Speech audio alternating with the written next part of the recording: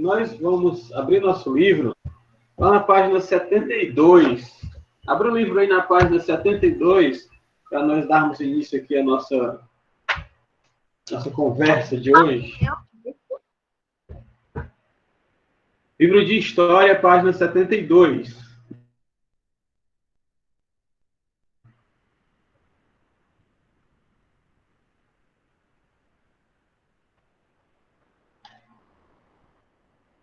Deixa eu colocar aqui para quem for chegando, né?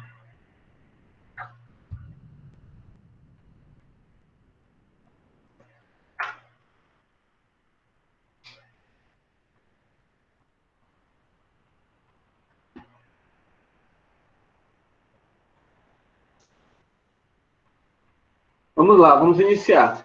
Então, abrindo na página 72, e eu não queria ler esse texto todo, eu vou conversar, a gente vai comentar algumas coisas a respeito desse texto, e nós vamos pular algumas partes, considerar outras, certo? Para poder ficar um negócio bem interessante, não tão chato, não tão cansativo, tá certo? A tia Eliane falou que nossa aula de hoje seria as revoluções de trabalho as relações de trabalho durante a Revolução Industrial. Não é isso? Foi aí que ela parou mesmo? Eu não me lembro, mas eu acho que sim. Pronto, exatamente. Sim, professor, a atividade já foi até feita. Qual a atividade que foi feita da página 71? Isso, 70, 71 já foi feita. Pronto, nós vamos para 72, tá certo? Página 72, as relações de trabalho durante a Revolução Industrial. Tá bom? E aí você acompanha os comentários durante a leitura, no decorrer da leitura. Vamos falar agora da página 72, tá certo? Na página 72, ele vai falar que existem duas formas, certo? Ele diz assim, ó, o trabalho desenvolvido na Europa antes da Revolução Industrial apresenta duas fases bem distintas. E agora a gente vai falar sobre essas duas fases, tá certo? A primeira fase é o artesanato. E o artesanato ele é característico do renascimento urbano comercial. As cidades foram surgindo, as cidades foram sendo confeccionadas e o artesanato também foi surgindo junto com essas cidades. As pessoas com seus talentos, cada um com seu talento, cada um da sua maneira. Eu consigo fazer cestas, então vou fazer cestas. Eu consigo fazer algo bonito para o jardim. Vamos fazer algo para a nossa porta. Aí o vizinho vê e faz também. E o trabalho manual, o trabalho de artesãos foi sendo cada vez mais valorizado, cada vez mais solicitado, certo? E os artesãos, como nós sabemos, eles pegam a matéria-prima, eles pegam a matéria bruta e eles transformam essa matéria até um produto final. Como é isso, professor? Vamos supor que um artesão ele pegue uma árvore e aí ele vai cortar um pedaço daquela árvore e aí ele vai começar a esculpir até que aquela antiga árvore, né, aquele antigo pedaço de árvore se transforme em uma estátua, se transforme em uma imagem, em um animal. E aí ele entrega esse animal, ele vende esse produto final. Por que é importante nós sabermos disso? Lá na frente você vai perceber a importância de você saber que o trabalho de um artesão é do início até o final, tá bom? Então, nesse sistema de trabalho, no sistema de trabalho artesão, ele não existe divisão de trabalho, certo? Não existe aquele que pega a árvore, não existe aquele que lapida, não existe aquele que lixa, não existe essa questão de divisão de trabalho. Uma pessoa só faz o trabalho todo. Também não existe essa questão de pagamentos de salários e nem especialidades, certo? A não ser o talento. Se nós considerarmos o talento como uma especialidade, aí nós podemos dizer página 72, tá bom? Página 72. Quem está chegando agora aí é a página 72. Vamos lá. Então, esta foi uma das fases do processo de industrialização na Europa. começou com os artesãos.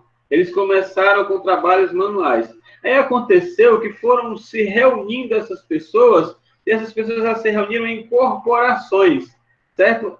Corporações de ofícios. E essas corporações, elas controlavam toda a produção.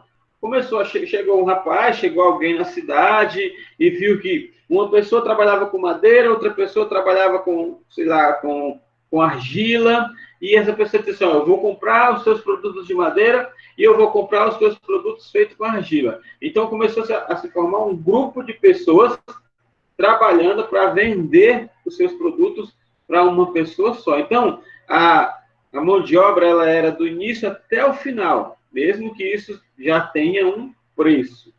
A segunda fase bem distinta também, que nós vimos ela também na página 72, é a manufatura, certo? Manufatura. Isso aí é característico já para o período mercantilista, já, certo? Já caminhando um pouquinho no decorrer da história do período mercantilista. E o foco maior estava no comércio.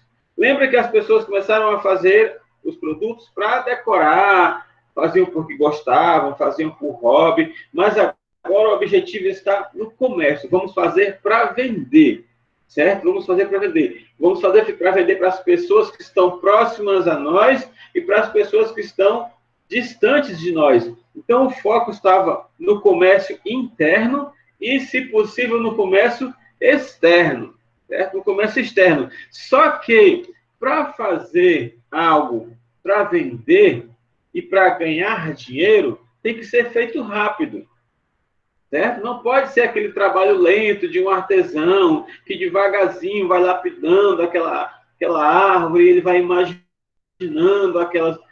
Não pode ser assim, tem que ser algo rápido. E para que esse trabalho se desenvolvesse de maneira rápida, começou a se dividir as tarefas.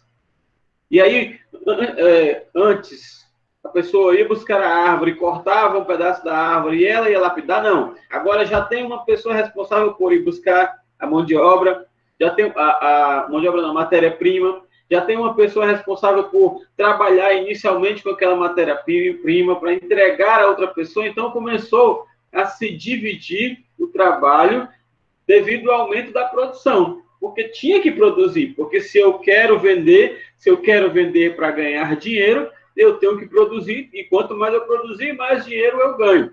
Então, começaram a surgir comerciantes burgueses, aqueles comerciantes da burguesia ali, que hoje nós chamamos de classe média, né?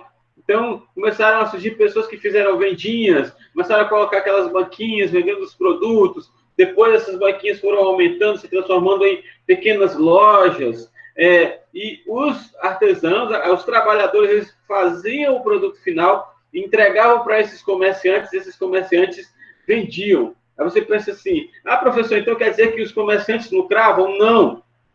O governo, o sistema de governo absolutista daquela época, eles cobravam altos impostos a esses comerciantes. Então, vamos imaginar aqui uma situação fictícia, certo?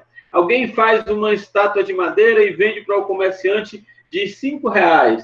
Aí o comerciante pensa assim, eu vou vender essa estátua de R$10 e vou ganhar R$5, vou ficar com R$5 para mim. Só que quando ele ficava com R$5 para ele, o governo chegava e dizia, você vai ter que pagar R$4 de impostos. E ele acabava ficando só com R$1. Então, a maior parte do lucro ia para os governantes, para o governo absolutista, certo? Então, a partir daí, surgiu a ideia de aumentar ainda mais isso aí. Em vez de alguém estar cortando, criar uma máquina para cortar.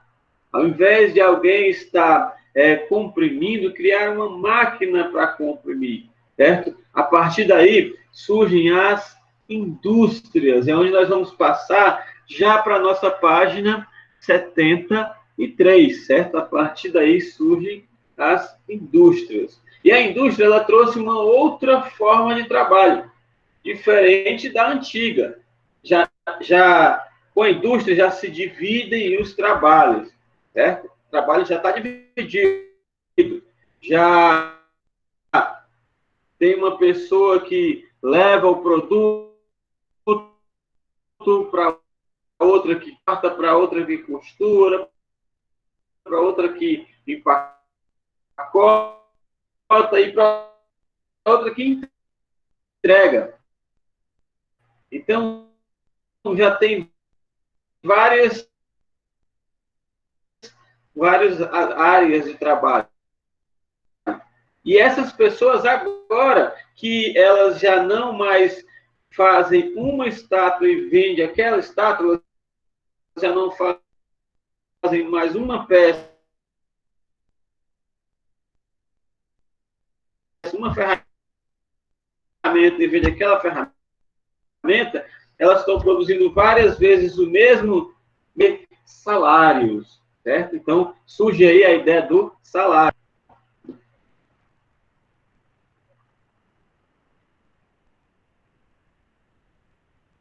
Melhorou? Sim, melhorou agora. Ah, tá.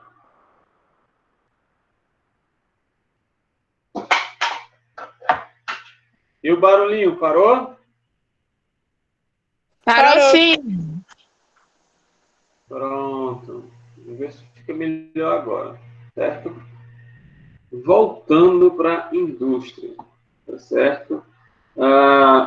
Como a gente falava, agora está tudo dividido, agora está tudo certinho, certo? Agora cada um faz a sua parte, cada um recebe o seu salário. Só que acontece o seguinte, agora, para trabalhar nessas fábricas, as pessoas elas precisam de especialização, elas precisam ser especializadas, tá bom? E nesse processo de especialização, alguns funcionários não se encaixam, certo? Não se encaixam nesse processo. E o controle de tudo isso, quem controla tudo isso, quem controla todo esse processo, são os donos das indústrias, certo? Os trabalhadores eles já não têm mais controle sobre aquilo que eles produzem. Quem tem controle agora são os industriais, são os donos dessas indústrias. E acontece uma coisa que, inclusive, até tem um vídeo. Depois eu vou colocar no Google Sala de Aula. Eu não posso reproduzir ele aqui, porque como nós temos a intenção de colocar esse vídeo no YouTube, nós podemos nos complicar com direitos autorais. Mas é um vídeo chamado Tempos Modernos. É um vídeo antigo, ainda em preto e branco ainda, encenado pelo Charles Chaplin. Ele faz uma crítica ao processo de industrialização, certo? E ele faz uma crítica justamente sobre isso que eu vou falar agora, que é a repetição do processo de produção, certo? Fazendo sempre a mesma coisa. Os trabalhadores, ao invés agora de iniciarem o processo, de verem o seu trabalho se desenvolvendo, de ver a coisa acontecendo aos poucos, eles começam a fazer a mesma coisa o tempo todo. E se você ver no final da página 78, diz assim: devido a essa especialização do trabalho, a monotonia e a depressão se alastrou entre os trabalhadores das indústrias. Eles começaram a ficar cansados de fazer a mesma coisa. Eles começaram a achar aquilo ali monótono, a achar aquilo ali a mesmice. Inclusive, até no vídeo, o ator ele aperta um parafuso, ele fica sempre apertando aquele parafuso o dia inteiro, certo? Imagina você trabalhando em um lugar onde você tem que, vamos sei lá, grampear papel. Aí você passa o dia inteiro grampeando papel, todos os dias grampeando papel, todas as semanas grampeando papel, todos os meses grampeando papel, você enlouquece. Certo? Você enlouquece. Então, eles começaram a entrar em depressão, começaram a criar uma certa monotonia, aquilo ali começou a ficar chato para eles. Aí, vê a situação que os trabalhadores estavam nesse instante. Antes, eles trabalhavam na varanda de casa, na sombra, lapidando um pedaço de madeira, ou então moldando um pedaço de metal. Depois que aquilo ali estava pronto, eles levavam aquilo ali para os comerciantes burgueses, eles vendiam aquele produto para eles, e agora eles têm que cumprir horário, agora eles têm que chegar na hora certa, e eles têm que passar o dia inteiro fazendo a mesma coisa, ganhando pouco por isso, certo? Porque a mão de obra era muito barata, eles ganhavam pouco, e aí começaram a achar chato, começaram a achar ruim. E ainda tem mais, se eles não desenvolvessem o trabalho da maneira que queria, que o chefe queria, eles eram demitidos, eles tinham que se especializar naquilo ali. Então, aconteceu que os trabalhadores começaram a achar ruim e se revoltaram. Começou a criar-se movimentos, certo, de resistência dos trabalhos, que é o subtópico da nossa página 73, certo? Movimentos de resistências do trabalho. E o texto, ele fala assim, ó, vamos ler um pedaço do texto aqui, página 73, segundo parágrafo. O texto, ele diz assim: as mudanças introduzidas pelo processo de industrialização geraram reações dos trabalhadores, que passaram a contestar baixos salários e falta de condições de trabalho. Além disso, muitos dos que migraram do campo passaram a morar nos centros urbanos. O que ele está querendo falar com isso? Ele está querendo dizer que a indústria, ela não ia para o campo onde o trabalhador estava. As indústrias, elas ficavam em um determinado lugar. E como os trabalhadores eles tinham que cumprir horário, eles acabavam ficando ali por perto da indústria, porque eles eram 16 horas, então eles só tinham tempo de sair, dormir, acordar e entrar para trabalhar de novo. Então não podia gozar de ir para casa. Então eles começaram a ficar por perto da indústria, e aí muitos trabalhadores ali começaram a se criar cidades industriais, e aquelas cidades elas não foram projetadas, elas não foram organizadas, então o sistema era muito precário, era um lugar muito ruim de se viver. Eles começaram a reclamar e a reclamar muito por causa disso. Então, eles passaram a reclamar da falta de condições de trabalho, da situação precária onde eles moravam e dos baixos salários, Então, houve vários movimentos, certo? Vários movimentos se ergueram, aconteceu várias tentativas de revolução, várias tentativas de questionamentos, mas duas delas se destacam, que são as duas que o livro destaca para nós observarmos elas hoje. A primeira é o ludismo, que tem início ali no final do século XVIII e o início do século XIX, e a segunda delas é o cartismo, que aconteceu entre 1830 e 1840. Nós vamos ver esses dois movimentos, vamos ver algumas coisas sobre esses dois movimentos agora, tá bom? O ludismo ainda está na página 73. Todo mundo está acompanhando aí na página 73, né? Eu espero que todos estejam... vamos fazer o seguinte, depois, quando a gente estiver terminando a aula, eu vou colocar o link no chat para você assistir o vídeo, para você ter uma ideia do que eu estou falando. Não vou colocar agora não, porque senão você pode se sentir tentado a ir até lá, tá certo? Então, página 73, o ludismo. O que foi... Oi? Pode falar. Eu posso ler esse texto? Como? Eu posso ler esse texto? Já, tá certo? Já nós lemos. Então, o que foi esse ludismo? Esse movimento, certo? O que foi? Primeiro, da onde vem o nome ludismo? O nome ludismo vem porque esse movimento ele foi liderado por um rapaz chamado Ned Ludd. Daí vem o ludismo, certo? Foi liderado por Ned Ludd. Os trabalhadores eles reclamavam sobre o crescente desemprego devido à introdução de máquinas no processo de produção. Imagine você sendo o dono de uma fábrica e uma pessoa passa 5 minutos para cortar um tecido e uma máquina em 5 minutos corta 20 tecidos. Ele vai querer ficar com uma pessoa ou ele vai querer ficar com a máquina? Com certeza ele vai querer que aquela máquina faça isso, certo? Então, começaram a surgir máquinas que substituíam o trabalho humano e que faziam num tempo bem menor. E aí as máquinas começaram a substituir a mão de obra humana. Então, a máquina fazia o que 10 pessoas fazem. E aí, é legal, né? Porque põe a máquina para fazer, as coisas saem mais rápido. Sai. Só que se você for pensar um pouquinho, são 10 desempregados por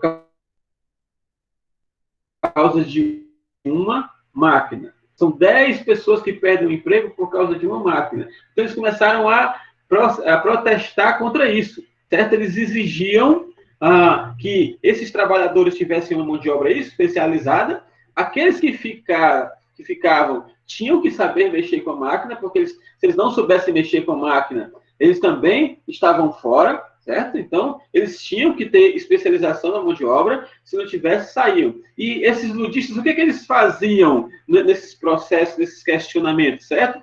Eles faziam bagunça mesmo, certo? O que eles faziam? Eles queimavam plantações, certo? Aquelas plantações que, vamos supor que uma indústria de açúcar, né, que pegava a cana-de-açúcar e produzia, né, trabalhava com ela até chegar ao açúcar. Eles queimavam essas plantações, os ludistas, em protesto, queimavam as plantações, aquelas minas que eram cavadas para poder extrair minerais, coisas preciosas dela, eles inundavam essas minas, eles quebravam as máquinas, principalmente aquelas que substituíam o trabalho humano. Quebravam mesmo, metiam o pau na máquina, quebrava a máquina, inundava a mina, queimava plantações, certo? Então, eles faziam uma grande revolução por causa disso, tentando convencer as autoridades, né, tentando convencer os poderosos a deixar de lado essa história de máquina e voltar a usar, ou então, pelo menos, usar um pouco mais da mão de obra humana, deixando de priorizar tanto as máquinas, certo? Só que esse movimento, certo, ele culminou com uma invasão que fizeram as fábricas. Foram 2 fábricas, certo? Agora, eu não sei se eu vou falar o nome certo, porque eu já tentei ver. Página 74. Vamos para a página 74. Essas 2 fábricas, elas são a Nottinghamshire e a Yorkshire, certo? Essas 2 fábricas, elas foram invadidas pelos ludistas e detonaram geral nessas 2 fábricas, para mostrar que, de fato, eles queriam que a alienação acabasse. E o que é essa alienação? Alienação é quando a pessoa faz sempre a mesma coisa, e ela acaba perdendo o senso de quem ela é, o senso do que ela pode fazer. Vamos pensar no artesão. O artesão, ele diz que é artesão porque ele consegue pegar um nada e transformar em alguma coisa. Mas essa pessoa que tinha essa capacidade de pegar um nada e transformar em alguma coisa, agora ela está só apertando o parafuso. Então ela, poxa, eu não sou isso. O que eu sou agora? Eu sou um apertador de parafuso? Então isso gerava uma alienação nas pessoas. E os ludistas, eles queriam acabar com isso. Pensando nisso, eles invadiram essas 2 fábricas. Mais uma vez, vou tentar dizer o nome delas, é a Nottinghamshire e a Yorkshire. Tentaram invadir essas 2 fábricas e detonaram geral. Só que esse movimento, apesar de ser tão assim, sofreu rigorosa repressão, certo? E aí, já no finalzinho do parágrafo, fala que eles sofreram dura repressão e os seus líderes foram condenados à prisão e à morte de forca, certo? Então, apesar de tudo que fizeram, os líderes acabaram sendo condenados à prisão e à morte de forca. E aí as pessoas vendo que na força não ia dar certo, as pessoas vendo que com confusão não iam resolver, resolveram acalmar os ânimos e resolveram fazer protestos agora por meio de escrito, por meio de um escrito, por meio de uma carta. Daí vem o nome cartismo, certo? O nome cartismo vem porque essas reivindicações foram feitas por meio de um documento, por meio de uma carta. Daí vem o cartismo, que é o nosso ponto o nosso segundo ponto da página 74. Acompanha aí a página 74, certo? Qualquer coisa, a gente... Se a transmissão complicar de novo, vocês me avisam, porque às vezes eu me empolgo e nem olho para o chat aqui, não. Tá? Então, o cartismo da página 74. O que o cartismo reivindicava? Certo? Qual que era a reivindicação do cartismo? Primeiro, as reivindicações de direito do trabalho e de direito ao voto para os trabalhadores, sendo eles homens e mulheres. Mas eles não podiam votar? Nada, podiam votar não.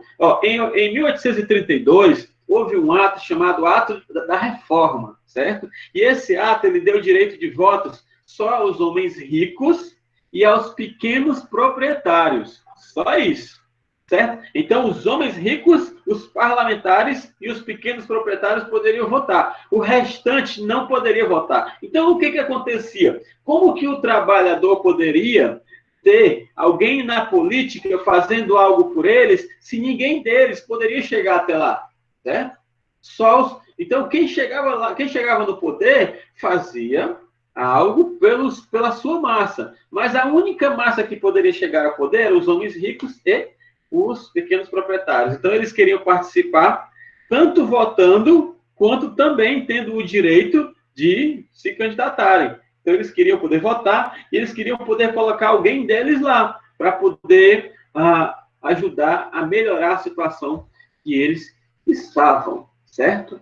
Em 1832, certo? Como diz o livro aqui, no segundo parágrafo já do cartismo, em 1832, esses dois rapazinhos aí, o O'Connor e o Lovett, lançaram aquilo que... Lembra que eu falei que o protesto era por meio de carta? Então, eles lançaram um documento chamado a Carta do Povo. Certo? Então, aí estava o protesto. Aí estava a revolução, a Carta do Povo. Certo? E essa carta, ela reivindicava direitos políticos para todos os homens, ela reivindicava o voto secreto, né? Eu tenho que votar, ninguém precisa saber para quem eu vou votar, eleições anuais para os parlamentares, para aquelas pessoas que estariam no poder, o final do censo eleitoral financeiro para eleições de parlamentares. O que é isso? Certo? Os parlamentares, de maneira bem rápida, a gente está terminando, os parlamentares eles precisariam ter tanto dinheiro, certo? Para poder se candidatar. Eles precisavam ser ricos para poder se candidatar. Então, eles queriam que acabasse isso, que os pobres também pudessem se candidatar, certo? Estabelecimento de salários para os parlamentares, porque os parlamentares, eles ganhavam, os pobres não sabiam nem quanto é que eles ganhavam. Então, não, peraí, vamos acabar com isso. Vocês vão ganhar bem, mas vocês vão ganhar um tanto, a gente precisa saber quanto é que vocês ganham. Eles não falavam quanto ganhavam, eles só ganhavam. Certo? E na área do trabalho, já no finalzinho aqui, no campo do trabalho, as principais reivindicações dos cartistas foram a redução da jornada de trabalho de 16 horas para 8 horas, a regulamentação do trabalho feminino, porque as mulheres trabalhavam, mas elas não eram regulamentadas, o final do trabalho infantil, porque as crianças também trabalhavam, certo? Folga aos finais de semana, porque não existia essa história de folga aos finais de semana, tá certo? Deixa eu ver, estabelecimento de salários compatíveis com o trabalho desenvolvido nas indústrias. E aí eu vou terminar por aqui, porque o Isaías está querendo dar uma palavra. Eu acho que quando ele pediu, já... Mas acho que ainda dá tempo ainda, não sei se ele está aí. Pode.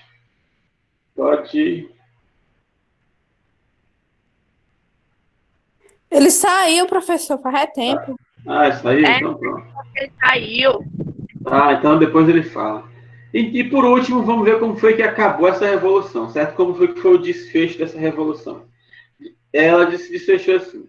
Não houve forca, não houve prisão, porque eles não fizeram confusão, né? Lembra que os outros chegavam quebrando, queimando, destruindo, esses não. Esses mandaram só uma carta. Só que eles queriam juntar 500 mil trabalhadores em uma praça lá. Só que no dia que eles iam juntar esses 500 mil trabalhadores, caiu um temporal, caiu uma chuva mesmo daquelas de botar todo mundo para correr para dentro de casa. E em vez de 500 mil, só foram 100 mil pessoas. Ainda foram 100 mil, né? Com chuva e tudo, ainda foi 100 mil pessoas ainda. E essas 100 mil pessoas, elas conseguiram entregar o documento, certo? Esse documento foi entregue e muitas das coisas que eles pediram foi atendida. Inclusive, depois desse documento, as pessoas passaram a trabalhar agora só 8 horas diárias, certo? Só 8 horas diárias. Isso aí foram os 2 movimentos, tá certo? E eu vou deixar para casa para vocês fazerem a atividade da página 75 até a 79. Tá bom? Tá. Certo, povo?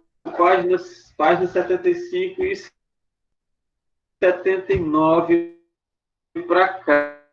Deixa eu colocar aqui para vocês.